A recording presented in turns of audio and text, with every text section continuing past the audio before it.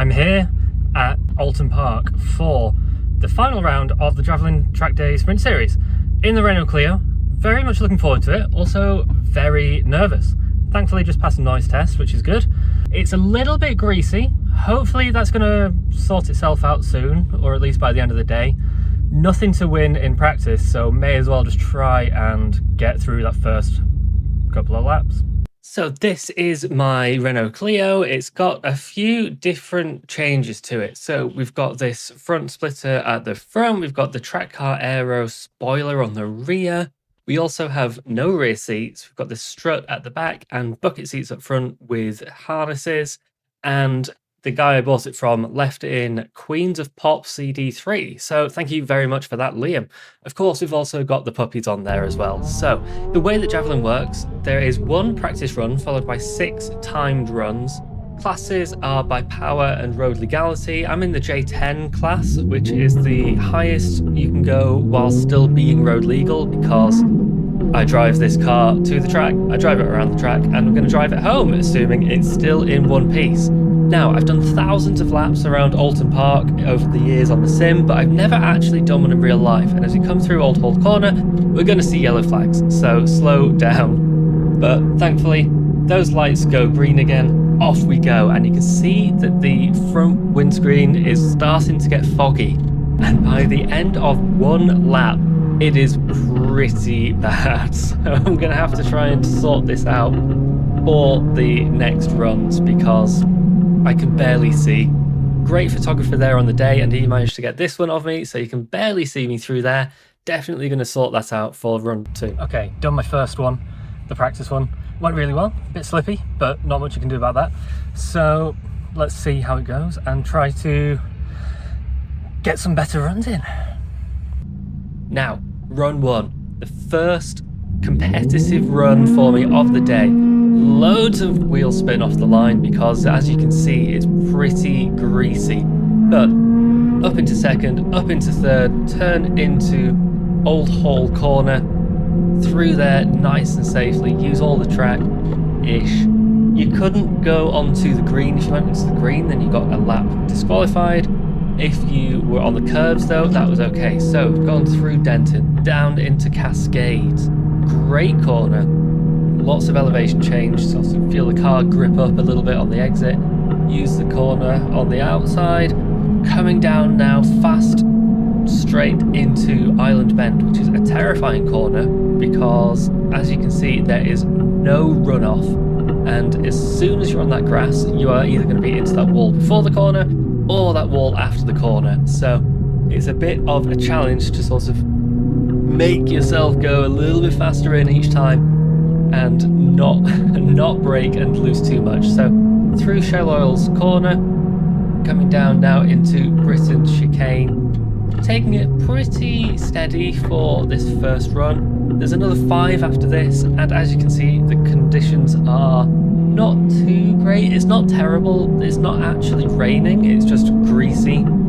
So just sort of sapping a bit of confidence away. Braking around that board on the left, down into third again as we come into Hislop's famous Knickerbrook corner on the right now. And then as we come through here, we're going to be going up the hill, through Clay Hill, up towards Druids. Now, as we come under the Oulton Park sign, this is where it's going to be a bit tricky as we go through the day. You can sort of see it's kind of 2 different surfaces. There's also a lot of trees on the left which are going to help to trap the moisture and make that corner in particular a bit dicey going on. Miss a gear a bit there, but as we come down Warwick Bridge straight into Lodge Corner, which is the final corner that we're doing today, just about hit an apex, through there, across the line, and there is our first competitive lap done. First motorsport racing lap. Now, run 2. I've got a bit of an idea about what the track is like now. Not as much wheel spin off the line, so that's good. Up into second, I'm going to try and start sending it a bit harder now. Up into third, turn into Old Hall, take a little bit more speed in, all good. get a bit wider on the exit, so using a bit more of the track. Still pretty greasy. You can see there's sort of little bits of dry, but as we come into Cascades, we're going to turn in. Back end's going to go loose, go all the way around, opposite lock, catch the car thankfully, and continue on for the rest of the lap. After that moment, didn't really go much faster because it was a bit of a wake-up call, but we managed to save it. Car is still in one piece, thankfully, so on to the next. Hello, so first run went well. I got a 220 dead. No, it wasn't, it was a 220.9, I think, which was pretty good. I was happy with it. Second run, I went into the third corner a little bit hot, lost the rear, managed to catch it, but didn't go any faster. So got third run coming up, and it's getting a bit brighter.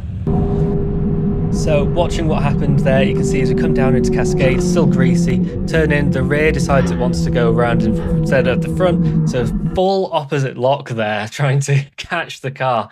Photographer again got a great photo of me sort of drifting through there, almost looks like I meant to do it, definitely didn't. But we managed to catch the car, keep it in one piece, and continue on after a bit of a scream. So, run 3 and 4. If you are more observant than I am, you're going to notice that that gear stick is slightly different in run 4 to run 3. I am stupid. I am stupid. That's because I've left it in second as I get up to the line. So, launch, and I'm in second. Really dumb thing to do. You can see how much time I've lost there, where the board was. I can't believe I've done it. Rookie mistake. Left it in second, must have put it in second on the way to the grid, and then just not realised. So by the end of the lap, I have found some time in run 4. The track is definitely getting a bit better.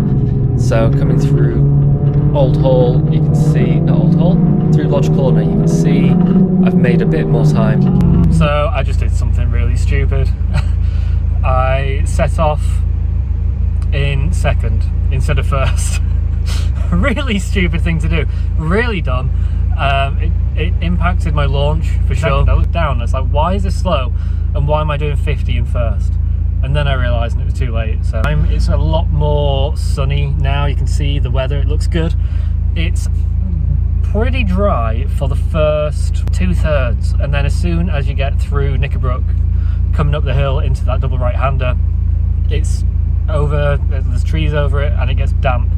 And it takes a bit of confidence out of you because you think it's quite fast, you know, you're going through there about 80-ish and you don't want to turn in and slide. So hopefully that's going to sort itself out by the time we have the next run, and let's try and go again.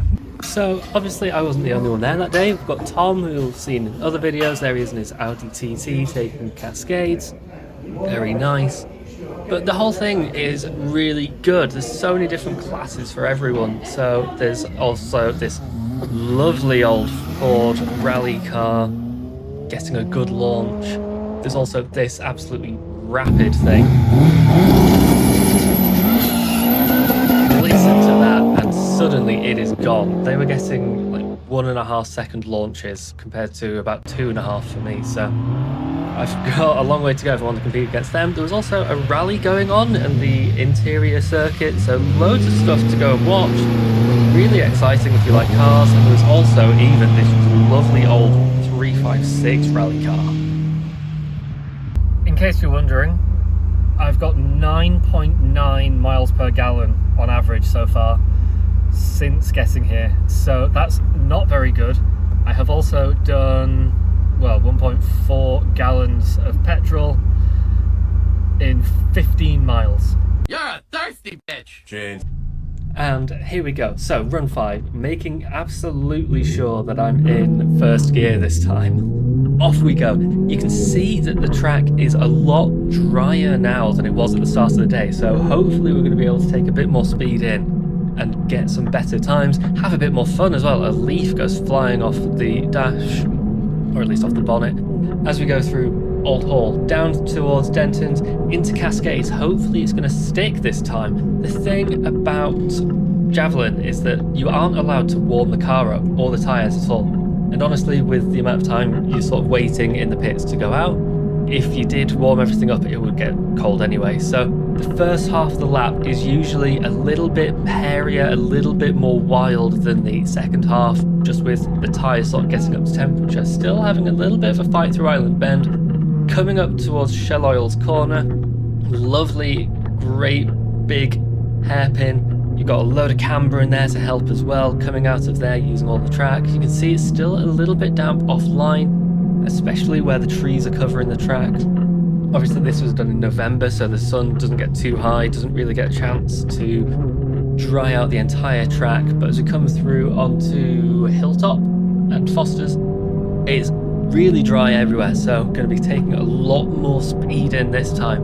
Going to look for that board on the left, break around there, down into third, come through this little complex. Thankfully, if you know iRacing, there's usually great big tyre barriers on the insides of those corners, so thankfully none of those today. Coming through Knickerbrook, up towards Clay Hill. Again, we're going to have to keep an eye out, sort of guess what is going to be around this blind bend and how much grip we're going to have, how much we can send it in. Coming through, you can see the track is pretty dry up to this point, then it gets a little bit damp, so just sort of taking it a little bit steady through here. Still having to fight the wheel a little bit, but we're through. Down one corner remaining, Lodge Corner. Try and take in as much as we can, leave it in fourth, use all the 8,000 RPM we've got. Down into third, turn in, on the power again, the exit, across the line, and that's going to be a 2:14, so 6.5 seconds faster than we were at the start of the day, which is pretty good. Fifth run went really well, found a couple of seconds I think, but we are 7/10 behind the guy in second, and as there's 4 of us, top 2 get trophies, so I need to find 7/10 on this next run. Now, run 6, final run, fastest run, let's go. Good start, we've got the time and we've got the speed up here as well. So up into third as we go towards Old Hall for the final time of the day. Turn in about 64 on the apex, back on the power hard, look down, miss a gear again. Gonna have to get my third to fourth worked on. Turn into Cascades. Try and take a bit more speed and lose the rear a little bit again, sort of wobbling around miles off the apex, so that's not going to be good for our time, not going to be good for our trophy hopes. Coming down towards Island Bend, again, a little bit of a tricky corner, cold rear tyres, so we turn in a little bit off the line as well I guess, so the rear, fighting the rear, wanting to try and overtake me. Going down towards Shell Oil's corner. Hopefully the rear is going to be okay.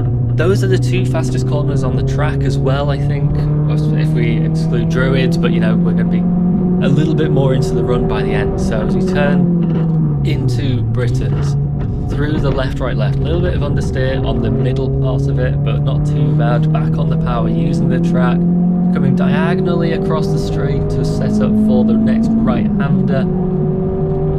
Going straight past that board, looking around that board again, braking hard, down into third, turn in. Not too bad.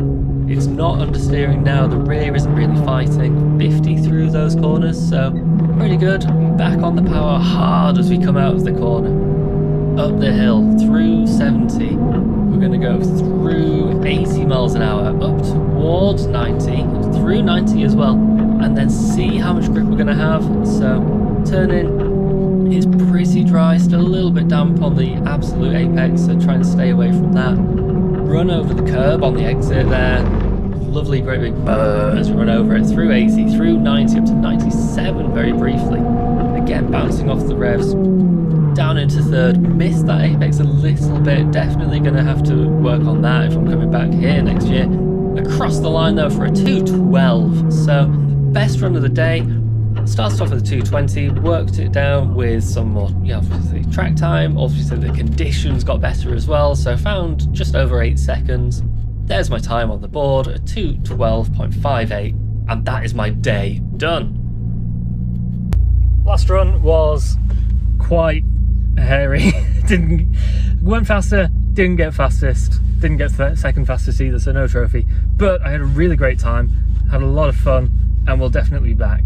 So with that, final thing to do, christen the car with an Oulton Park sticker. Didn't want to put that on before, and didn't want to jinx myself. But I had an absolutely great day. There's so many different cars, loads of different things to look at. The paddock is really friendly as well. I would definitely recommend it. So, you know, you've got everything from these track-specific cars. You've got a GR Yaris there. You've got a Nissan Micra on the track at that time. So whatever car you've got, there's going to be a class for you. Also got this Caterham with a high booster engine. So as a former Caterham owner, that was very interesting to see. And even me with the Clio.